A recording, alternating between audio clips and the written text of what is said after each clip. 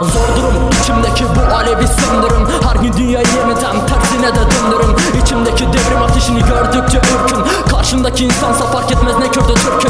Sisteme boyun onca sayısız kulum. Dur bir düşün geldiğin yer yolun soğuk uzun. Belleğini kaybetmiş yurdumun genci teknolojiyi bulup sanal hayatta yaşayıp durup kudurun.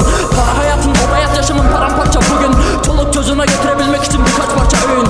Çalış dediğinde razı ol ufacık bir maaşla. Sonunda dolaşır sefalet can damarlarında. Feryatlarına karşılık aldın sadece zulüm. Yaşayacaksın susup konuştuğun ansa ölüm. Kaos içinde katledilen hakların legal. Hakkı adım attığın an yaptıkların illegal. Koş ardına bakmadan boş. Işıktan kalkmadan boş. Hayallere dalmadan konuş. Nefretini dolmadan kus. Hayallerin darmadağın. Koş ardına bakmadan boş. Işıktan kalkmadan boş. Hayallere dalmadan konuş. Nefretini dolmadan kus. Hayallerin darmadağın. Koş ardına bakmadan boş. Işıktan kalkmadan boş.